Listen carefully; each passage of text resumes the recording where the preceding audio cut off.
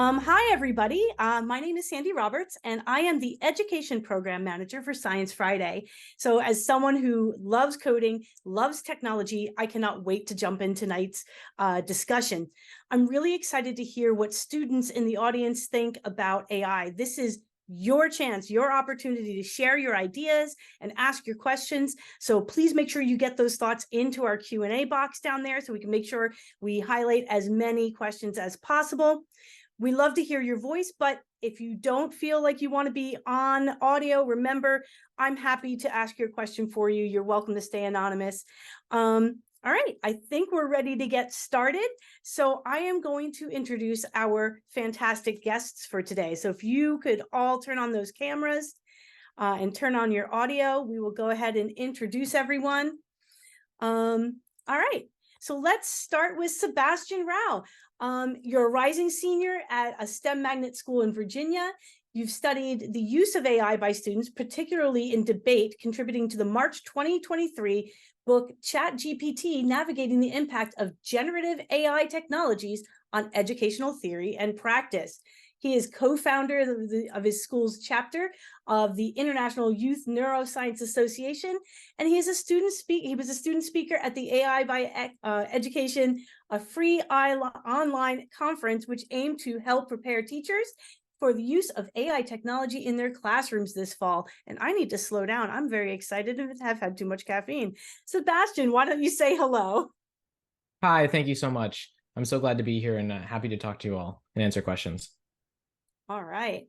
Next up is Crystal Chapman, an instructional technology facilitator in the Jackson Public School District in Jackson, Mississippi. She's also a Computer Science Teacher Association Equity Fellow and a member of the Engage AI Practitioner Advisory Board. Through her role, she helps pre-K through 12 educators integrate technology into their daily teaching practices and is an advocate for equity-focused education strategies for every learner. Thank you so much for being here, Crystal. Why don't you introduce yourself? Say hello. Hi, everyone, and thank you for having me. All right.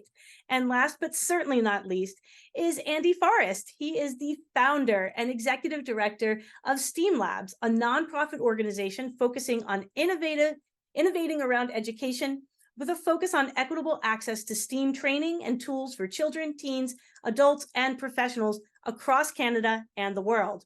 He is one of the authors of the upcoming book, Make AI Robots, for parents and students to work on 8 fun and educational projects using microbit and AI enhancements. The projects will teach you how to create interactive tools that respond to facial expressions, add up coins, judge marble races, and more. We love a hands-on approach. So you can, Andy, why don't you go ahead and drop that link right on into the chat for folks. Okay, great. I am going to take a look and see what kind of questions we have coming in. But I know that we all should maybe start at the beginning with kind of the basics. Andy, maybe you can just give us a real brief introduction to what AI is exactly. Sure, there's a small topic. I think that the best way to understand it is any kind of machine that is doing things that you'd normally associate with thinking. You'd normally associate with things that people can do. And I think recently AI has taken some huge leaps and bounds in the kinds of capabilities that it has now, but the concept has actually been around right since the beginning of thinking about computing. And so it's only really recently where it's been kind of competitive with human thoughts in a few different areas. So I think that's kind of a good way to think of it generally without getting into too much technical detail. Okay. Sebastian, when we first chatted, you used a couple different terms, things like generative AI and constitutional AI. And could you just tell us what the difference is about some of these different types of AI that are out there? Certainly. So while we've had this idea of artificial intelligence contributing to our thought in a while, the real idea of it being competitive with human thought really has taken the form when we look at things like ChatGPT, which we consider generative AI bots. These are ones that can create their own thoughts, right? They write in a way that's similar to the way we'd consider human writing and human speaking. And it really becomes something that it's similar to the way that students write an essay, which we'll get into later in in today's webinar, but it's really something that really is quite amazing when you take a look at it, generating both text and then also generating images. We have tools that have been created recently that can go even as far as creating video and audio. Then within a subset of text generating AI, we have this idea of constitutional AIs, which are these programs that fall within the rules that have been established to, be able to protect users against providing harmful information, be able to have this essentially this constitution. So one example of that is Claude AI developed by Anthropic, which follows terms of service of Apple, as well as the United Nations Human Declaration of or Declaration of Human Rights. And it's essentially rules that they can follow in order to make sure that the information it's producing or generating, that generative AI, isn't harmful to users and people that they might be applying it to. Now, Crystal, you've been teaching computer science for quite some time. You've been teaching technology to students. What are your thoughts about incorporating AI? Is this something new? Is this going to change things in a significant way? Or is this something that is kind of going to be a background here? Well, just to, I guess, echo what has been said, it's not new. I have to remind educators all the time, those predictive data documents that we love that help us understand how students will perform on assessments, those are examples of AI in use in education. So it's not new. What I'm excited about now is that with everything coming to the forefront, it's an opportunity to shift how education directly happens in the classroom. So it's more so of us being consumers of these things and instead pushing towards where our students become the creators of all of these different tools and how they show up, in our world. So I think it's an opportunity for us as educators to completely shift how we think about teaching in the classroom, what products that students show their mastery with, that's an educational term, but how students show that they've learned things, it'll look different. And I'm excited to see what everything is going to look like. Andy, it looks like you have something you want to add there. Yeah, well said, Crystal. And I like to talk about it as kind of like, this is education's Napster moment, kind of dating myself a bit there, but so people who know what I'm talking about, that's basically, the start of the kind of music piracy where there was easy tools to just kind of take whatever music you want in whatever kind of form you want and do what you want with it. And it was out of control of the music studios and the musicians. And that's the kind of, we're having that moment now in education where these AI tools are just suddenly are so capable and competent and are completely disrupting education. And students are using them in ways that teachers are not predicting, and they're not connecting well with the methodologies that are always being used. So it's kind of forcing this rethinking of like, what is education for? And how do we do it? And educators have known for a really long time that kind of like student-led learning and inquiry-based learning, where you're learning from asking questions and investigating things, that are fantastic ways of doing things. But this is a moment where there's some AI tools that could be used to kind of now finally achieve some of those objectives at the same time. So we're both completely disrupted by it, and then also we can be completely enabled by it too, to make some incredible things happen. And I can see Sebastian wants to weigh in here. Yeah. I think that's very great that talking about, especially that transition and this moment that we have this inflection point within technology and education. I think it's also important to look at, right? And I think we'll talk a bit more here later about that it's not exactly clear right now, like how students should take this. So one of the most important things we should look at are like policies, right? Not just looking at banning versus not banning AI, but also like, how do we structure a classroom that uses this? And how are these technologies really integrated into education to like experience all of these great changes that we can see happening in the future? And that leads us right into a great question we had from an anonymous attendee that noted that some schools have outright banned AI.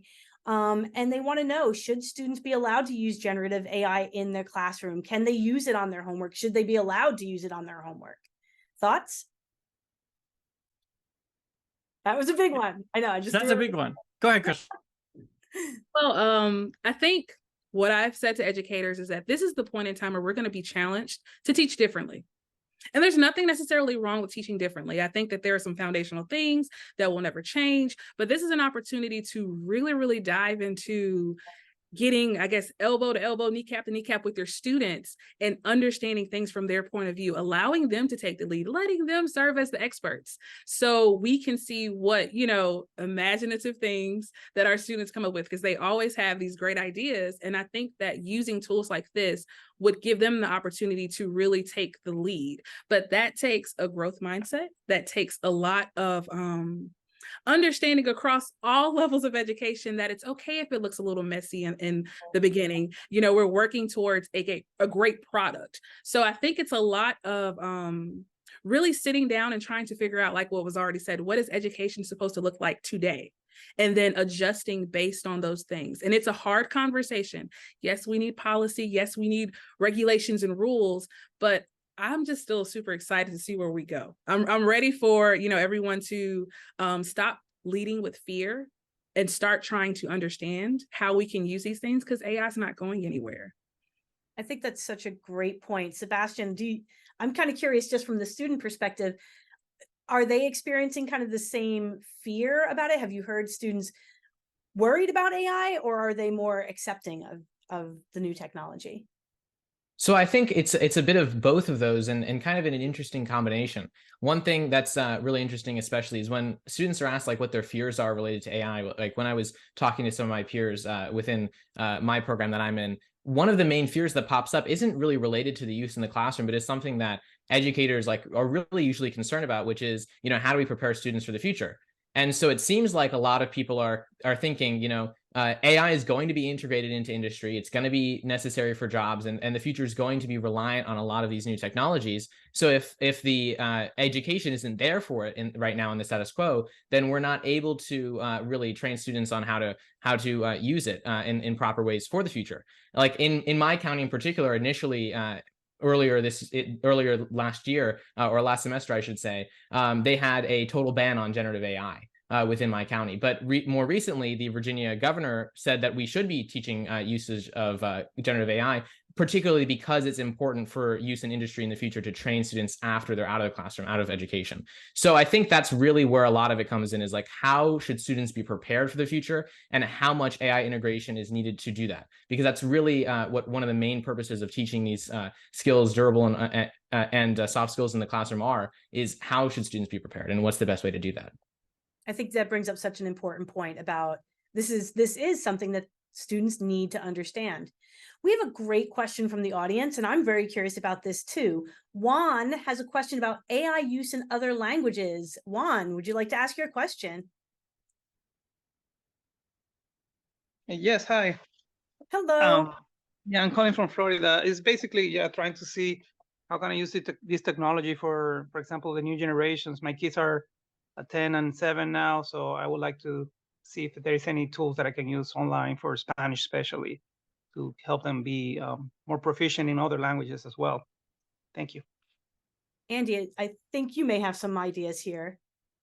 Yeah, so I just to make sure I understand your question, Juan, is your question about language instruction itself, or like teaching them other languages, or is it for like non-English speakers to use AI tools that are frequently dominated as English tools? I guess I would like to hear both versions. I mean, it's useful for other countries. I would think other countries that would like to use it as well. But my kids, in this case, they're already partially bilingual. I want to make sure that they continue being fully bilingual. So, yeah. Great. Okay. Well, yeah, I can answer. I can certainly answer those from both those angles too. So I think the first thing, for just kind of the equitable access to these tools that are frequently trained, like ChatGPT, it was trained in English, but it was surprisingly good at other languages as well, because of the other kind of information in its training database. And more and more AI tools have kind of targeted that, and the translation to AI-driven translation tools have been getting more and more powerful, and have also been surprised. They've been surprised at how good they are, even though they're just kind of trained generally. We've built a lot of tools in different languages, educational support tools in other languages, and it's been interesting to see how how much better the automatic translation has gotten. We have a chatbot creation tool that's available on the Science Friday website, and we've translated into French and Norwegian so far, and then we're working on Spanish. And behind the scenes, the model actually only understands English. So we used some automatic translation tools to translate the other languages into English, process the AI, translate it back into the other language. And over the kind of 3 years we've been developing it, it's been really interesting to see it just get better and better at understanding those other languages. So, and like ChatGPT now is almost as good at Norwegian, for example, as the specific AIs that are trained just for translating to Norwegian. So that's one angle. And then in terms of like learning languages in the first place, I think that's also going to get stronger and stronger and stronger. It's a tech entrepreneur, Raja educator. My team built Berlitz's virtual classroom, global virtual classroom. So had some experience in that area. And one thing I think that is really important for language instruction and any instruction, I think, is just making sure that humans are part of the mix as well, because you can have AI tools to kind of assist teaching you to speak a language, but you want to be speaking with humans. So I think there's a lot of potential for tools that can kind of analyze how you're doing and give you tips and give you conversational practice. But I think there's a key role for an actual person to be part of that, and for an instructor to be driving that process of teaching you that new language as well, so that you can, because we want to be talking with humans, and we want to empower the human educators in addition to the automatic things. Thank you, Andy. That's amazing. Like I often don't think, because of my own privilege, about needing to be able to translate AI. Crystal, I want to ask, because I've heard you speak on this a bit before, about some of the inherent biases that we have in AI and some of the concerns that have come up for folks that maybe aren't English speakers natively, that may speak other heritage languages. And I was wondering if you could kind of cover a little bit about how there is some built-in bias there. Yes. So I guess my super condensed response to a conversation or a question about algorithmic bias is, it's here, it exists. It's easy to want to kind of pretend like it doesn't exist, but it continues to make things harmful. And so my approach and my suggestion is always just to face these things head on.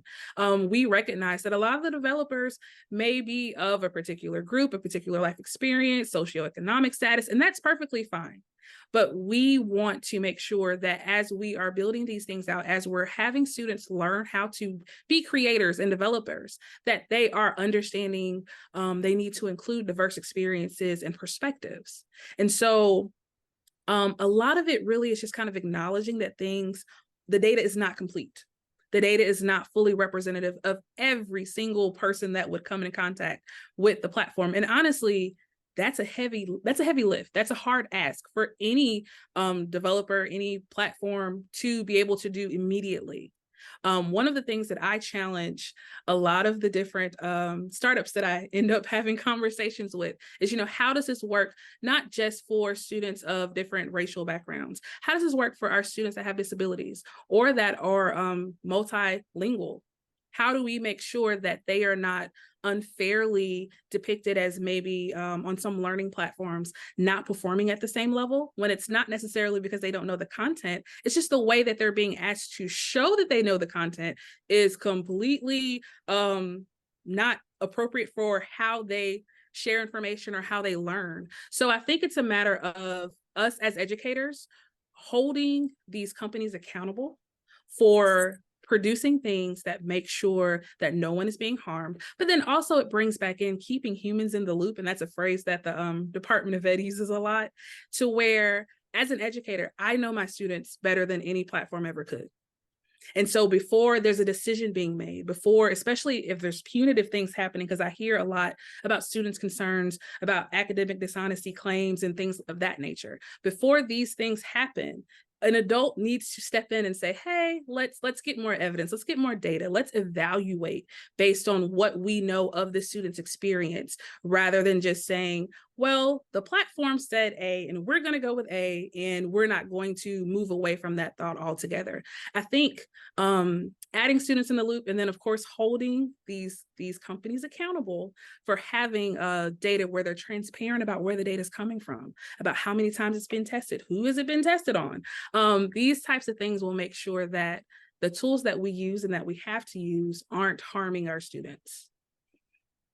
And I see both Andy and Sebastian nodding along there. Did you, Sebastian, you haven't gotten to weigh in on this one. Did you want to add anything there?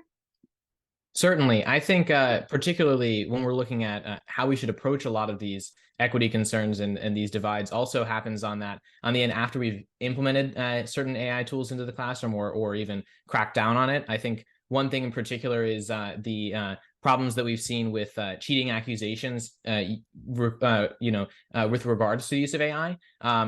One major concern with a lot of these AI detectors is that they oftentimes recognize text that isn't AI generated, that they assume is, because it seems to follow a more formulaic approach to the English language, which is one that is taught for people either who are not native English speakers or even people that are in lower grade levels, or really anybody who's not having this almost masterful creativity with the language are being detected as if they're cheating using an AI bot. So that's also an important part of this equation when we're determining how to use it is, when we're regulating it, we also have to make sure on that end that we have solutions for these equity issues after we've implemented them into the classroom. And I see that we have an anonymous college student in the Q&A did say that their teachers and professors in their college frown on them using AI at all. And they're stating that we're not learning by using AI to complete assignments. So it is still being very much considered cheating. And that accusation of cheating can carry a lot of weight and really signal that a learner maybe isn't trustworthy, but with problems with the AI, that may not be the case. This is a great one that came in that's kind of along these lines. We have an anonymous student that asked, as a student, I'm concerned about information being sold to big data banks. What security protocols are in place to protect my personal data, profile, and identity? Sebastian, is this something that you're concerned with? I mean, you're the youngest person here. You've got the most to lose if your identity gets stolen. Certainly. That is definitely a very big concern, especially when we're talking about, the two ominous words, big data, right? With relation to AI, it always seems like it crops up in these discussions. And it really, it depends, like we discussed earlier, was brought up, that really we need to hold these companies accountable. So that comes down to whether or not it's an equity concern, a concern about privacy. A lot of these regulations in some of these areas aren't in place or aren't as spelled out as constitutional, if you may, as they should be. And so that is something that really is a concern and should be addressed going into the future, especially if we're seeing AI as a valuable thing when being implemented in the classroom. You should have these concerns heavily weighed upon when we're considering mostly the use by minors in these situations. Yeah, and I think that this is such a good question, and it's one that you should just continuously ask in your daily lives about every tool that you use. What are they doing with my data? Because they all have some policy about it, and you can look into that online and see what they're doing with it, and see, and the more you know about AI and how it can use your data, the better, because then you can evaluate those policies, and you can, where you have a chance to, you can advocate for better policies, either by choosing a different tool, and choosing tools like Anthropic's Claude that has some ethical policies built into it, for example, and then also when you come time to vote and to do things that are at a societal level, that you can evaluate the kind of policy proposals that different people are making too around these issues, because different countries, different regions of the world have very different regulations. That Europe has some very strong regulations around data privacy, and we have less here in North America. So how do we get more of that, those strong protections? It's by you educating yourself, and then everyone voting for that kind of policy. And I would like to back up 2 seconds to the last question. I have been accused unfairly by AI of stealing information. Like, so when it comes to the conversation about plagiarism, I think I just did a test and I wrote a paragraph and I was talking about something technical. So I was using technical language. And I think it was like maybe 50% And I'm like, no, I typed all of those words with my own hands. So there is just, once again, we have to, as educators, step between students and AI to make sure that these accusations just don't harm. But to go back to what we were talking about a few seconds ago, I would like to encourage students and parents and community members to hold your school boards and your school leadership accountable. As an instructional technology person, I am the person in my district that has to read the term and conditions. I read every single word to ensure that I can understand where the data is going, if it's being stored, for how long, where is it, what happens if there's a breach. So I can, share with higher leadership, okay, this is okay for us to use because it aligns with state law when it comes to protecting student data, or it doesn't. And so I have these conversations often with pretty high up ed tech companies, like, I don't think that your terms and conditions actually will work for our district. And we have had some to get changed for that very reason. So I would say, as a student, when there is a school board meeting, you can talk directly to the superintendent, with your school principal, your school leadership. Ask them, you want us to use this, or you're using this and we know that it's using our data. So what happens to our data? How are you protecting us? If I could throw in an important term for students, just mention FERPA. And then it'll make them kind of take a pause. And FERPA is basically a federal regulation that makes sure that we as educators ensure that your private data does not get where it should not be. And so with the uptick in AI use and storing all of everyone's information on a device, that is a challenge. So definitely ask your school leaders, ask your district leadership, your state leadership, what are you doing to protect me? Because I am still a minor, I'm still a kid. Make sure that I'm still safe. I think that brings up such an important point. Andy, did you want to add on to that? I'm sorry. Well, just to reinforce, and I think it's a really important point, Crystal, just about the unfair accusations of using the tools too, is because, just to be really clear with everybody, you cannot detect AI generated content. That is not possible. We do not have the technology to do that.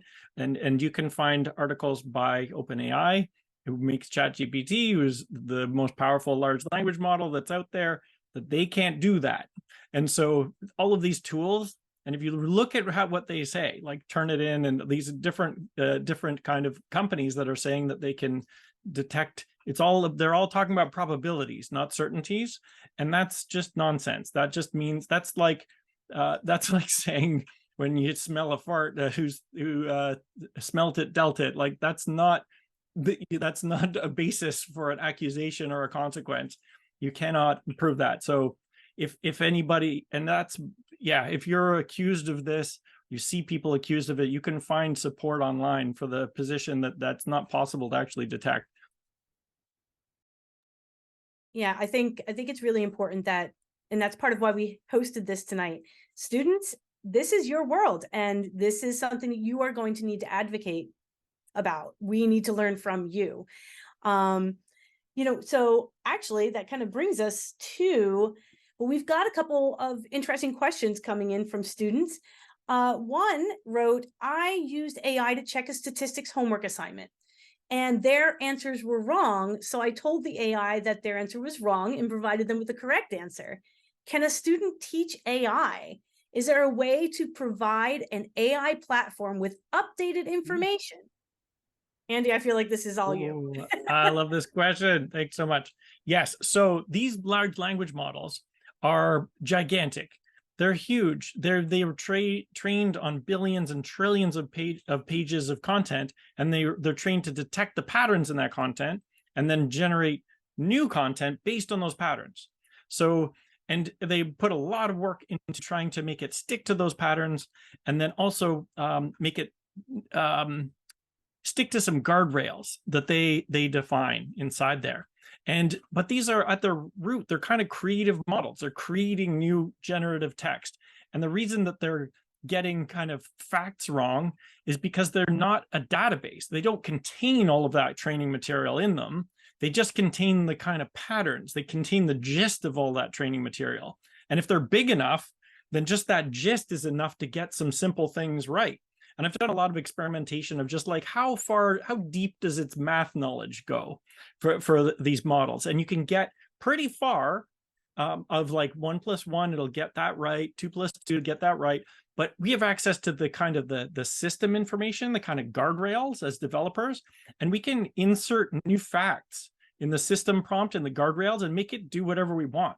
So we've done some experiments like we tell it that we just tell it 2 + 2 is 5. We just tell it that in the system prompt, just math. And then we ask it questions like, Sebastian gave me 2 cows and Crystal gave me 2 cows. How many cows do I have? And it'll say 5, even though that's not stated in the same way.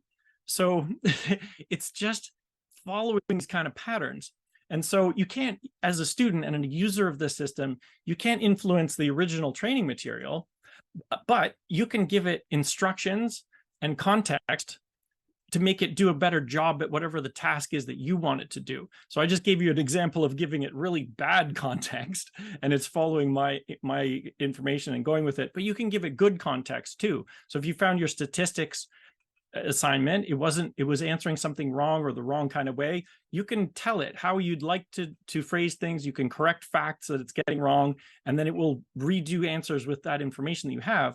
But you also might just be kind of reaching the limits of its capability to understand your question and produce a good answer based on that. So it's your job as the user of the AI to kind of double check that and be accountable for your use of it to make sure that you're actually using it ethically and not trying to get it to do something that it can't do. There's another great way that every one of us, especially our students that are using this technology, can make the technology better. This one I suspect maybe Sebastian, because I'd like to talk a little bit about some of the tools out there. We had an anonymous listener that was wondering, I'd like to know how to use AI to check my Python code assignments for schools. So what are some tools that you can use to check your assignments that way? Certainly. So this is something that's obviously developing very fast now. There's a whole new industry basically springing up around either checking previously generated either text or code, or using for tutoring for assignments and things like that. So to kind of take a more general approach on this, like talk about English language as well as talking about coding, there are tools like I know particularly for teaching the generation of this, or at least teaching students how to think more critically. You have recent tutors like Khan-Migo that Khan Academy has developed for students to be able to learn that those kinds of things. Additionally, even though now we have tools being created off of it, ChatGPT actually, if you paste something like that into it, it can still give you critiques on how to make that code better, and it can, as well as talking about particular writing. And so you can basically use that as a starting point. There are also really interesting tools that are out now where you can, as a student or as an educator, prepare for your students a new AI bot that you use for your own classrooms. There's platforms like playlab.ai, in which you can create your own AI bot trained off of ChatGPT, include how to fix things, what kind of lens to look at it. You could say 2 + 2 = 5, for example, and then it can give you critiques on what you've already written, or it can be used as a brainstorm starting point for that kind of writing or that kind of coding, that kind of thought. And so there's a couple of different places you can start with it. I suspect that there will be quite a lot more development into this kind of ed tech approach for particularly this kind of Grammarly approach, I should say, for coding, in which we will have this developed in the future. But right now, this is already something you could even start to do on your own. Yeah, and one quick tip too, we're building a chatbot Python helper for EarSketch, which is an online Python tool for making music. And so we found that it needs to know the instruments that are available. It's really good at the Python, not so good at knowing what instrument samples are available inside of EarSketch. So that's just, it needs to know the context. So anything that's special to your Python code, tell it about it in your prompt and your question. And you could just copy and paste stuff in. So if your Python code is to do with music, just give it a big dump of, here's all the possible music samples that you could use. And then you could ask it for debugging help and that kind of thing. ChatGPT, especially GPT-4, is really good at Python. So if you have a ChatGPT account, that one's a good one. And there's plugins for Visual Studio that can automatically do code inside of Visual Studio, which is really nice. I'd recommend trying that out as well. All right, we are getting close to our time, so we've got two more. I'm going to try and squeeze in real quick. Leanne, let's go to you. You've been waiting patiently. Leanne works in educational technology and has a question for students.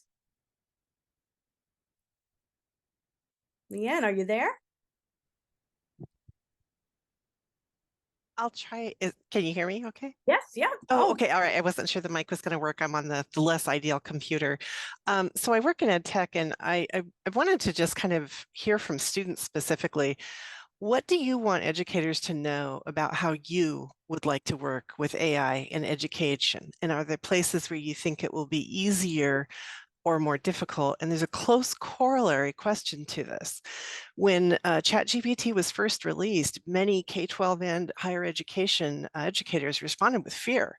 But I suspect that young people also have their own concerns and anxieties about this. What do you need educators to know to help get outside their own fears so that they can meet you and help you with yours, right? Because you're going to be inhabiting this world of the future, and you need their help now, not 2 years from now. And that's all I've got. Sebastian. So I think certainly. So there's a couple of different things I'll say about this. The first is that obviously there needs to be these type of AI regulation policies in place that don't outright ban AI, but instead provide guardrails for educators and students. Right now, because that's lacking, a lot of students don't really know what to think about a lot of these technologies. Some are confused about, what is AI? What does AI mean? Is it cheating in certain circumstances when, in fact, using for brainstorming, it's really not cheating in that kind of way. But that confusion is certainly there. So there needs to be that kind of those kind of policies in place. Secondarily, within the classroom, there needs to be an integration of kind of AI literacy education as well, both for students and for teachers. In which case, then there can at least start to be that discussion. Right now, we're seeing a little bit of a lag within classrooms between teacher and student discussion, where because there's a lack of policies, because students and teachers aren't educated, and then the discussion is evolving outside of the classroom, there's not really that much action taken now. So to get ahead of that, to get it to the point where we're not learning in 2 years, when it really depends on whether we're integrated into proper use in industry, or whether students and teachers are using it properly, there needs to be those approaches with policy and literacy education now.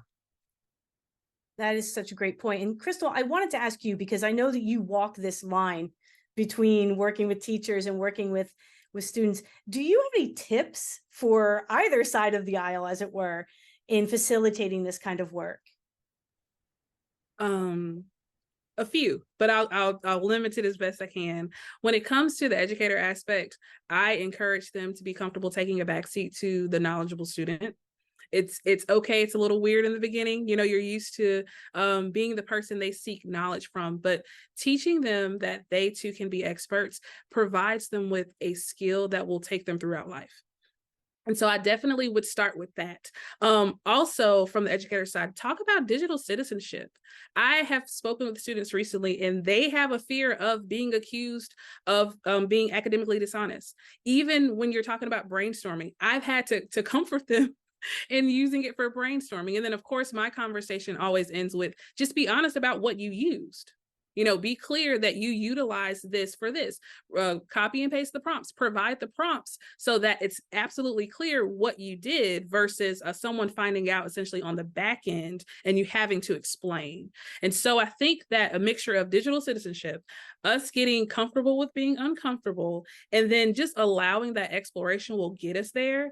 It just is not going to be as seamless as other types of educational rollouts have been over time, just because of how all of this is structured. And like Sebastian keeps saying, right now we're in the Wild West because there are no real rules. And I think that really makes all of us a little uneasy because we're not sure where the boundaries lie. And of course, you don't want to be the person that crosses the line and then, an example is made of your situation. So I think that focusing heavy on just being honest and transparent from all sides, every side, would get us to a better starting point than pretending it's not there, ignoring it, or blocking everything altogether. Those are great tips. Those are really excellent tips. Thank you. We are coming up on our hour, so I think we're going to finish up. I know that we had some more questions come in. There's some great stuff going on in the chat. I want to thank every single person that came out tonight and shared their thoughts. Let's keep this conversation going.